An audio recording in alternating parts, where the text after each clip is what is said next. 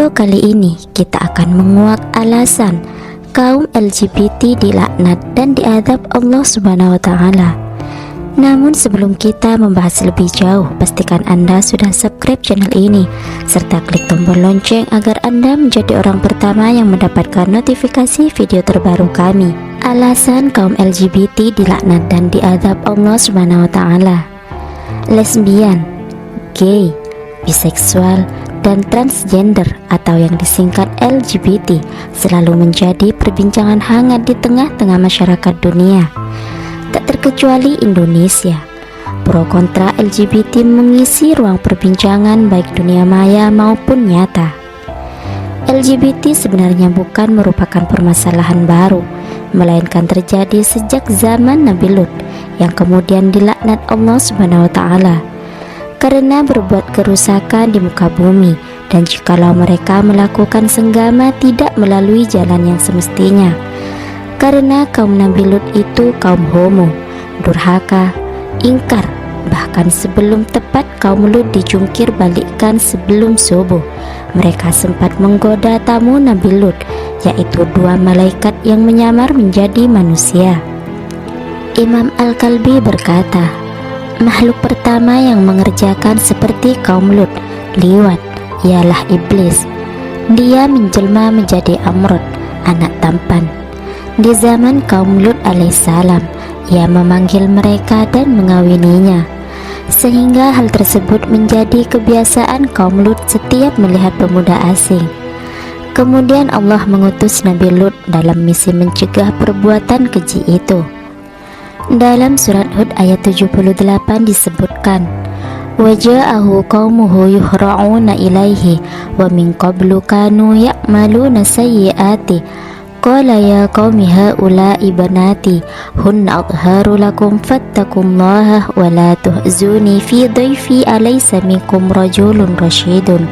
Maka datanglah kaum Lut kepadanya secara bergegas-gegas seperti orang-orang yang didorong oleh hawa nafsu yang jahat. Dan memang sejak dahulu mereka mengerjakan perbuatan-perbuatan yang keji dan sangat dicela oleh tabiat manusia yang wajar.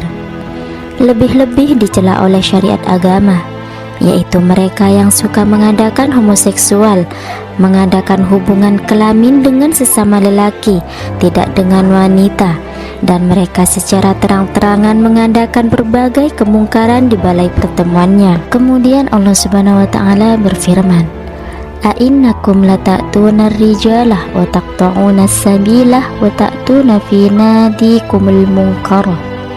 Apakah sesungguhnya kamu patut mendatangi laki-laki, menyamun dan mengerjakan kemungkaran di tempat-tempat pertemuan?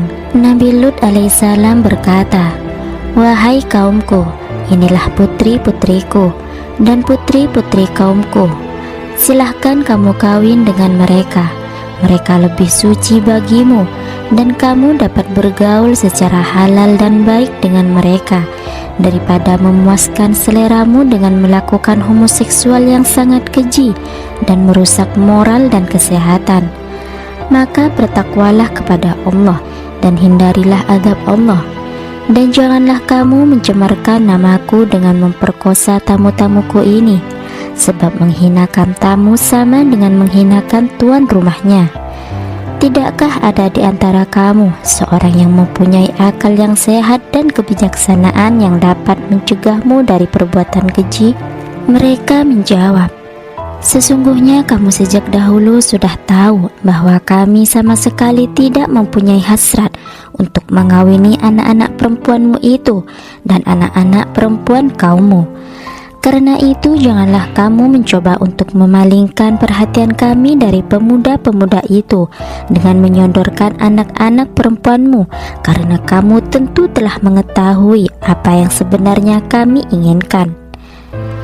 Nabi Lut berkata, seandainya aku ada mempunyai kekuatan untuk menolakmu, atau kalau aku dapat berlindung kepada keluarga yang kuat, tentu aku lakukan. Qala law anna li bikum quwwatan aw awi ila ruknin syadidin. Kemudian Nabi Lut alaihissalam berkata ketika kaumnya tetap juga mau melaksanakan kejahatan homoseksual terhadap tamu-tamunya, sehingga beliau putus harapan untuk menghentikan mereka dari perbuatan yang keji itu. Seandainya aku mempunyai kekuatan dan daya kemampuan untuk menghalangi kamu, atau seandainya aku dapat menjumpai sekumpulan orang-orang yang kuat yang dapat menolong aku dari kejahatan-kejahatan kamu, tentulah akan aku lakukan. Sebagian dari besar-besarnya khaba'is, perilaku yang buruk yang dilakukan kaum Nabi Lut adalah membohongi atau tidak mengakui kenabian Nabi Lut dan mengusirnya dari kampung halamannya. Sebagaimana firman Allah, qalu la illam tantahi ya Lut latakunanna minal mukhrajin. Mereka menjawab, hai Lut, sesungguhnya jika kamu tidak berhenti, benar-benar kamu termasuk orang-orang yang diusir. Asy-Syu'ara ayat 167. Dan juga firman Allah Subhanahu wa taala, fama kana jawab qaumihi illa an qalu akhraju ala luti min qaryatikum innahum unasun yatatahharun. Maka tidak lain jawaban kaumnya melainkan mengatakan, usirlah Lut beserta keluarganya dari negerimu, karena sesungguhnya mereka itu orang-orang yang mendakwah dirinya bersih. An-Naml ayat 56. Dan lain-lain dari ayat-ayat Allah. Sungguh Allah telah menjelaskan tentang hal ini di berbagai tempat dari kitabnya Al-Quran, bahwa Allah menghancurkan mereka, menjadikan bagian atas kota itu terbalik ke bawah dan menghujani mereka dengan batu dari tanah yang keras.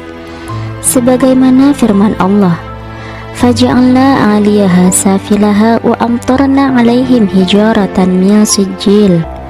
Maka kami jadikan bagian atas kota itu terbalik ke bawah dan kami hujani mereka dengan batu dari tanah yang keras.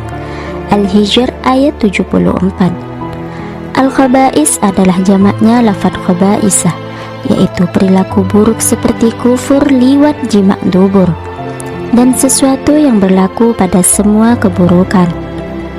Semoga kita terhindar dari perilaku menyimpang serta dijauhkan dari murka Allah Subhanahu wa taala, sehingga kita menjadi insan yang selalu dekat dengannya serta belas kasih dan ridhonya.